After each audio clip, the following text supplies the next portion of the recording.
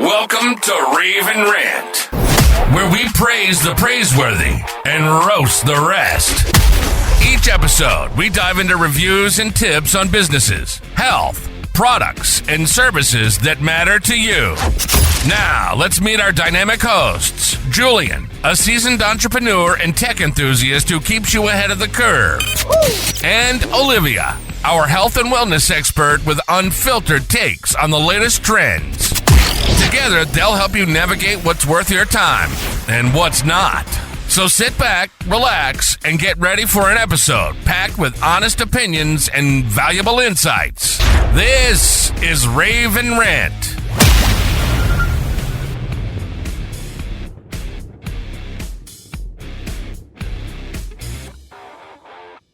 You know, some years the flu, you barely notice it, and other years, bam, it totally wipes you out. Well, you're ahead of the curve wanting to do a deep dive on flu shots this time of year. We're looking at this article from Health Court Clinic. It's called Why the Flu Shot Matters. A flu shot guide. It's got some really interesting stuff in it. Yeah, and what I like about HealthCore's approach with this is they really emphasize patient education. They want people to understand why they're getting these vaccines. Exactly. And not just like blindly do it because you're told. It's more about like being in charge of your own health decisions, right? Exactly. And so I think a good place to start is just thinking about what makes the flu different. Most people, they know when they get the flu, it's not like a cold that kind of sneaks up on you. It hits you. It's like you get hit by a truck. Like all of a sudden, fever, chills, you ache all over. And that comes back to the point that the flu is a virus and it actually attacks your respiratory system. And that's why it can become so severe. So it's not just like a really bad cold like people think, right? So Health Court Clinic talks about these 4 main reasons why getting the flu shot is a good idea. And the first one, it really resonated with me because it's not just about avoiding the flu altogether. It's if you do happen to get it, your symptoms won't be as bad. Right? Yeah, you're potentially shaving off days from how long you're going to be sick. And also, maybe most importantly, you're much less likely to have serious complications from it, like pneumonia. So it's like a safety net. Yeah. I like that. Fewer sick days, less misery. But it's not just about protecting ourselves, right? Health Core's second point is all about protecting other people, you know, immunity. Exactly. When more people are vaccinated, it makes it much harder for the virus to spread. And that's really important for people who can't get vaccinated, like babies or people who have compromised immune systems. So it's kind of like this, like, I don't know, act of kindness, I guess you could say. Like you're looking out for other people too, not just yourself. Yeah.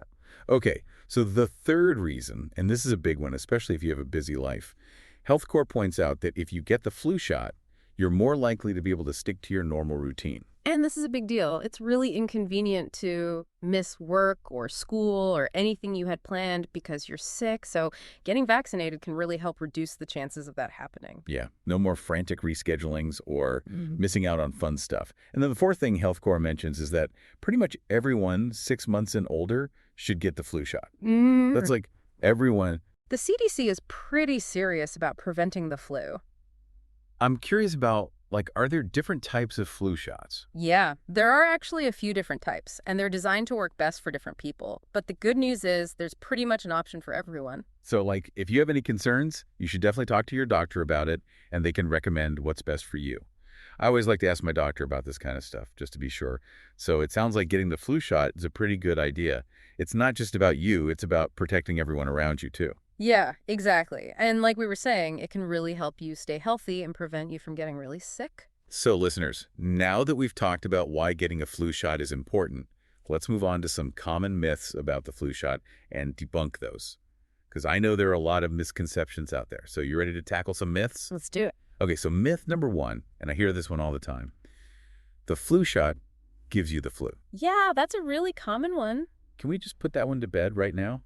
It's just not true. You can't get the flu from the flu shot. Okay, but for people who are like, wait a minute, how is that possible? Like, explain that a little. Well, the flu shot, it uses either inactive viruses, so they can't make you sick, or they use a much weaker version of the virus that also can't really make you sick. They're just there to show your immune system what to look out for. Also, it's like giving your body a little preview, like a sneak peek. Exactly. And then your immune system can start building up those antibodies without you actually having to get sick. Okay, that makes sense.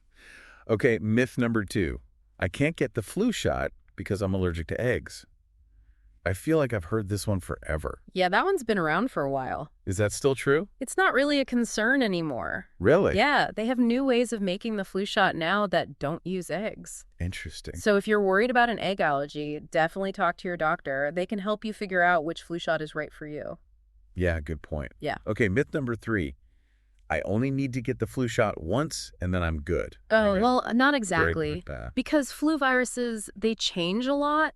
Every year there are different strains of the flu going around. So they mutate. Exactly. That's why it's so important to get the flu shot every year, because the vaccine is updated to protect against the strains that are most likely to be circulating. It's like an annual tune-up. You got to keep your system updated. I like that analogy. Okay, so here's a myth that I think is really important to talk about.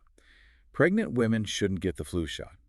Yeah, that's another big one. What's the truth about that? The truth is that it's perfectly safe for pregnant women to get the flu shot. In fact, it's actually recommended. Why is that? Well, for one thing, it helps protect the mother from getting sick, but it also helps protect the baby. Oh, wow. I didn't realize that.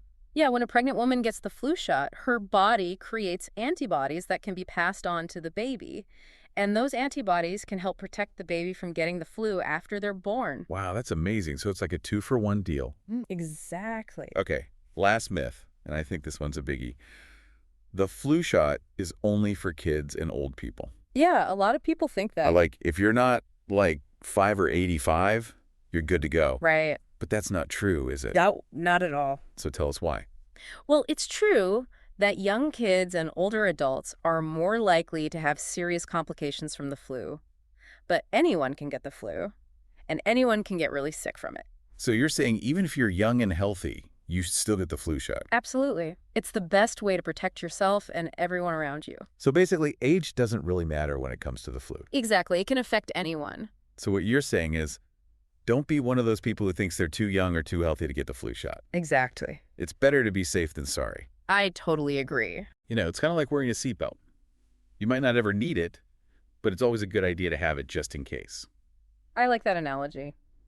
So we've talked about why getting a flu shot is important. We've debunked some common myths. Now I'm kind of curious to hear more about these different types of flu shots, like what makes them different? And how do you know which one's right for you? Yeah, let's talk about that. Yeah. So there are a few different types of flu shots. The most common one you hear about is the flu shot, like the one you get in your arm. That one uses an inactive virus, so it's totally safe. And then there's the nasal spray flu vaccine. That one uses a weakened live virus. So it's like they give you a little sniffle. Right, but it's still a weakened version, so it can't give you the full-blown flu. But it does mean that it's not recommended for everyone. Like pregnant women or people with weakened immune systems should stick with the shot. So it's kind of like they each have their pros and cons. Exactly. And there are also some newer types of flu vaccines out there, like some that are designed specifically for older adults. Interesting. So how do I know which flu shot is right for me? Well, the best thing to do is talk to your doctor. They can look at your medical history and make a recommendation based on your individual needs. That makes sense. I'm glad we did this deep dive on flu shots. I learned a lot. Me too. I think the biggest takeaway for me is that getting the flu shot isn't just about protecting yourself. It's about protecting everyone around you, too. Exactly. It's a community effort. So if you're on the fence about getting the flu shot this year, I hope this deep dive has given you some things to think about. And remember, if you have any questions or concerns, don't be afraid to reach out to your doctor or a trusted healthcare professional. They're there to help. Well, that's all the time we have for today's deep dive. Thanks for joining us. And remember to stay curious out there. That's a wrap for this episode of Rave and Rant. We hope you found our insights helpful and thought-provoking. Don't forget to subscribe to the podcast so you never miss out on our latest reviews and tips. If you enjoyed the show, please leave us a rating and review. It really helps us reach more listeners like you. Have a topic you'd like us to cover or something you want us to rave or rant about? Connect with us on social media or visit our website to share your suggestions. Thank you for tuning in. Until next time, keep exploring what's worth your time and what's not. This is Rave and Rant, where we praise the praiseworthy and roast the rest.